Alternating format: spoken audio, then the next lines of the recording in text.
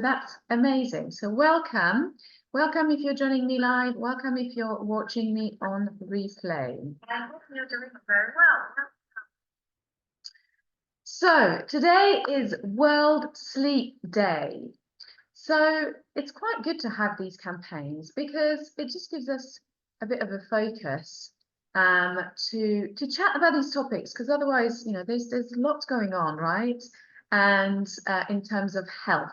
And it's really interesting to find the latest research, basically. That's what I'm really interested about.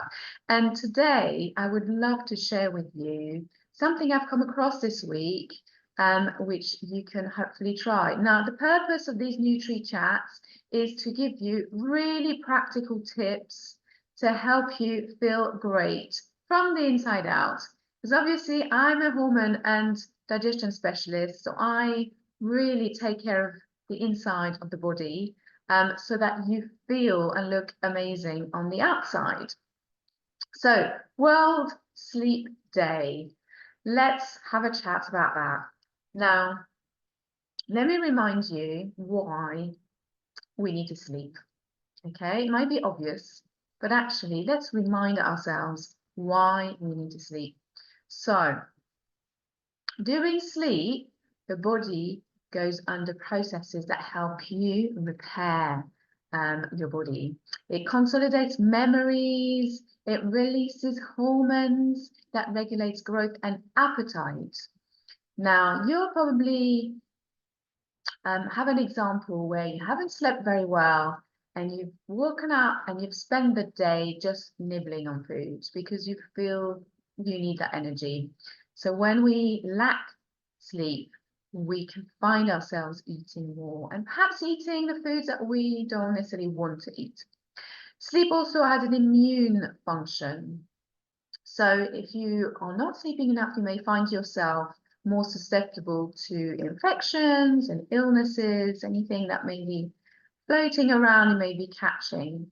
It affects your brain, it affects your concentration, affects your productivity, your memory, affects your mood, right? We don't feel great when we haven't slept enough.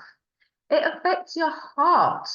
Poor sleep habits have been linked to an increased risk of heart disease, hypertension, and strokes. So sleep helps regulate our blood pressure and reduces inflammation. So there's so many reasons why we need to sleep enough. And yes, do you sleep enough? I would love you to take, if you're watching this, tell me in the comments, how would you rate your sleep, right? Out of 10. 10 being the best sleep in the world, the best night's sleep ever. How would you rate your sleep? And I know there's so many things that affect our sleep. So we've just seen why we need to sleep. And now, you know, let's think about what actually affects our sleep, okay? Stress is probably number one on the list, okay? And hormones is probably another one. Perhaps it's your digestion who's affecting your sleep. I know I had that. When I had all my digestive issues, I would get cramps at night and that would wake me up and I'd have to massage my stomach to get my food to move along my digestive system. You know, what affects your sleep?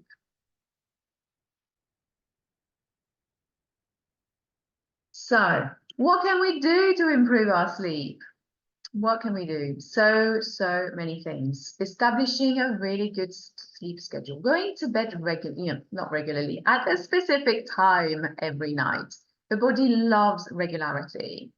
And having a relaxing bedtime routine. Can be challenging. I'll admit that, especially if you have children or young children. Limiting screen before bed, that really, you know, this blue light does encourage your brain to stay awake, your body to stay awake. So limiting 1 hour before bed is great, 2 hours even better. Limiting stimulants like alcohol and sugar will also help you hugely.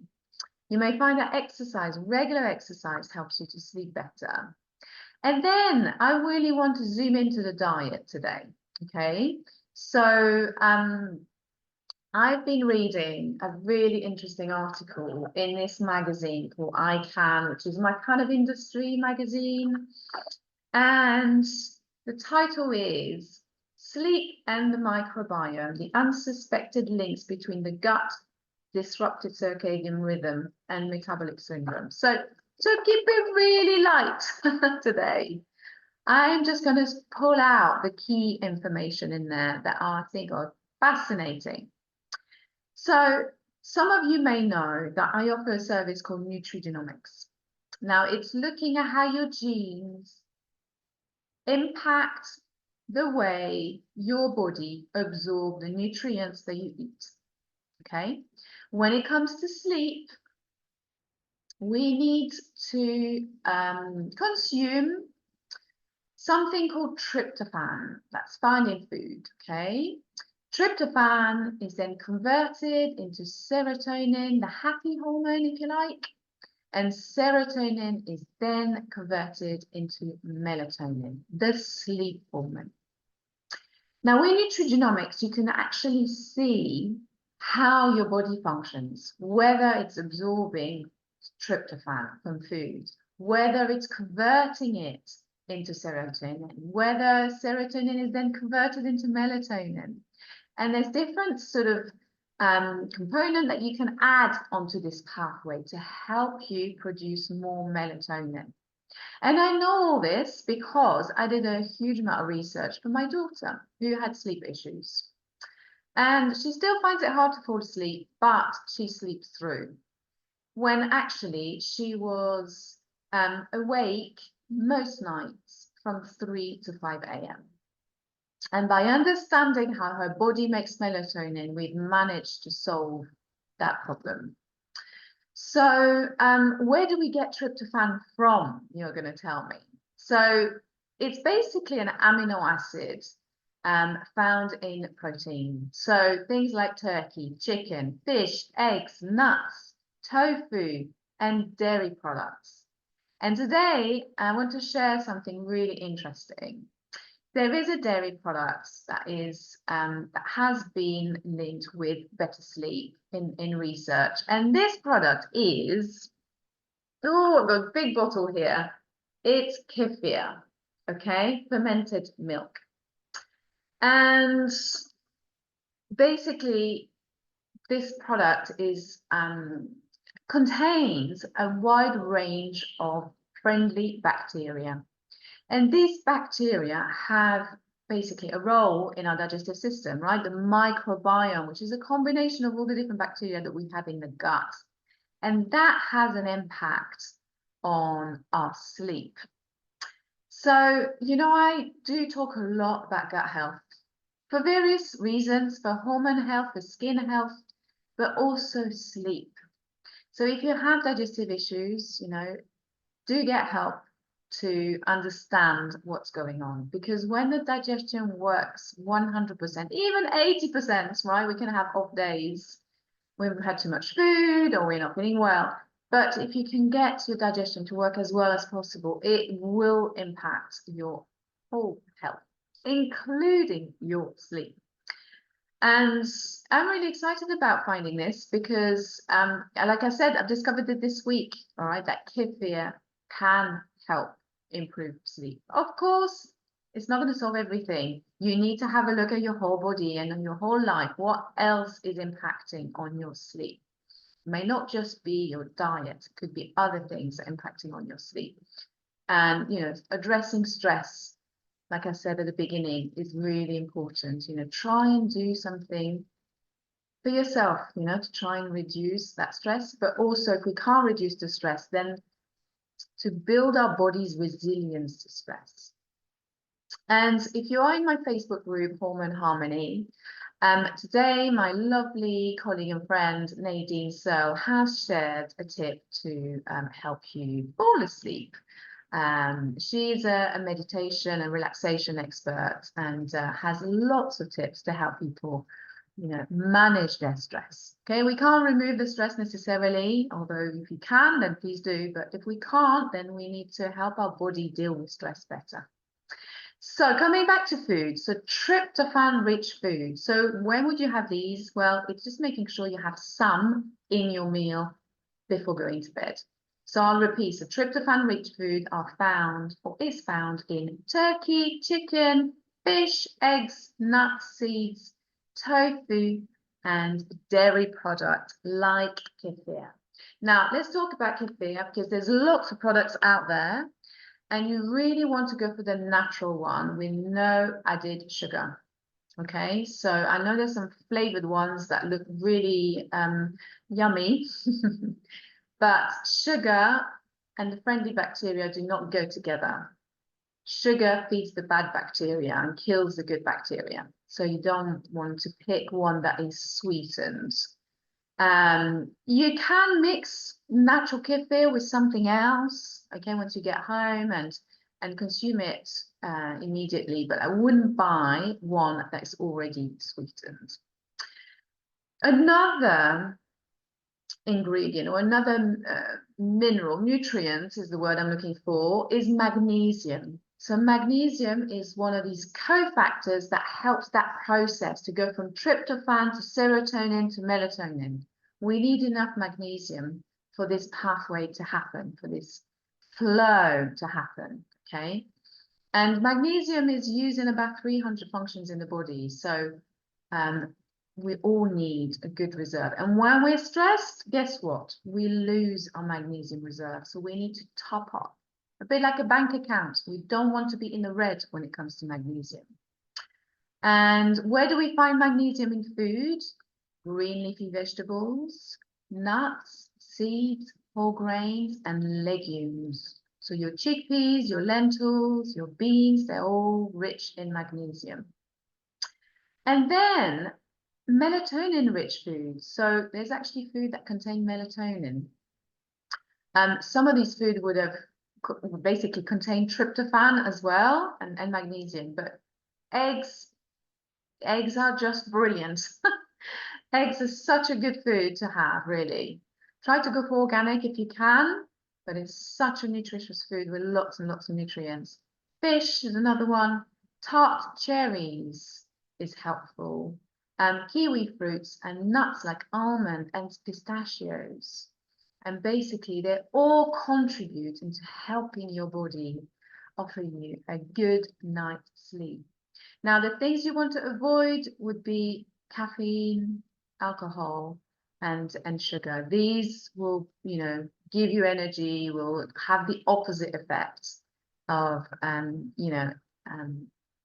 sort of promoting sleep.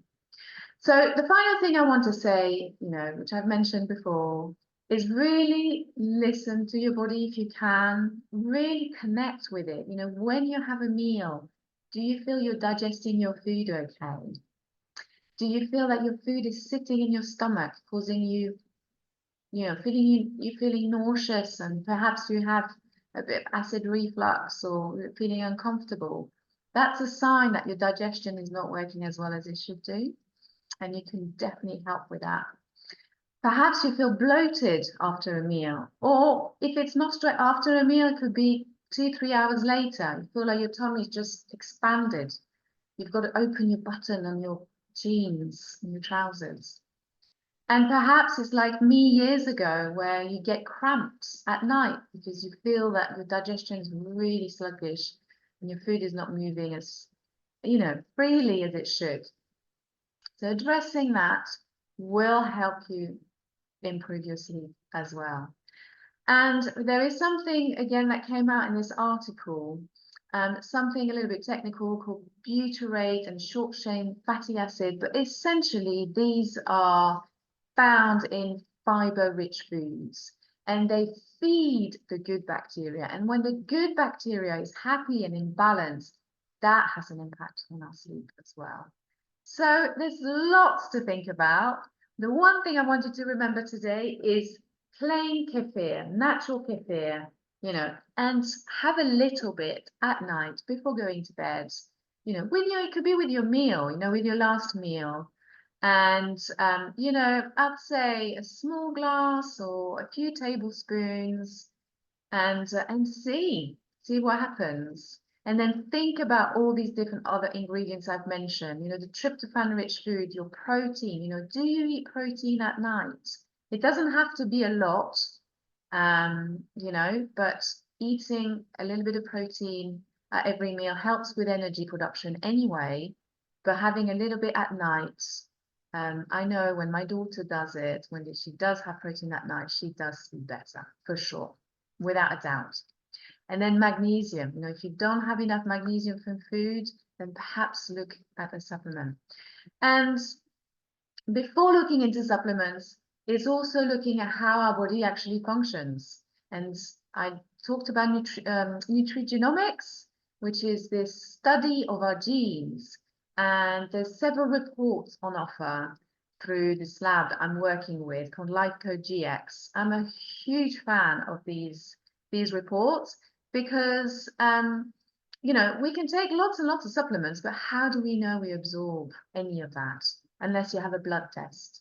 But by doing this nutrigenomic test, you can see how your body functions and where perhaps some of those genes are not fully switched on. And then you will know how to supplement with your body, and you will have more of a guarantee that you're going to take up some of those nutrients that you're taking. So I'm just going to check if there are any questions. I hope this all makes sense. What do you think? What are you planning to try to help with your sleep? Okay, I see someone's watching. Hello. I'm doing it on Zoom today because I want to share this video, so it's a little bit easier. And any questions? Any questions? So just to recap, talked about the importance of sleep, okay? Talked about what can affect our sleep, and stress is probably the #1 reason why people don't sleep very well. And then we looked at what can we do to improve our sleep, okay? And finally, what food we can include more of in our diet in order to improve our sleep. And I spoke about kefir quite a bit. So I would love to know if you're going to try it, if you drink it already, and if you do you go for the plain one? And I just wanted to show this one because I got this from a local Turkish shop. And this bottle, well, there we go, the price is on here, £1.59, and I've got a litre here, okay? All I'm saying is you don't have to go for branded products. Quite often branded products are more expensive and you get less out of a bottle. So this 1 litre, I'm going to share with my daughter for sure. And I'm going to see if it makes a difference, because this, you know, I've just discovered this week that kefir can make a difference. So I shall keep you posted. All right, well, if you have any questions, if you're watching later on replay, please post below, okay?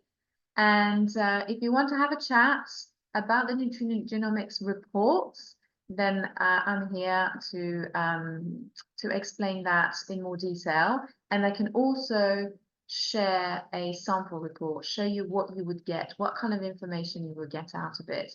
But I'm finding that it's truly life-changing for people to understand how their body work and what they actually absorb, okay? It's not so much, you know, the saying, you are what you eat.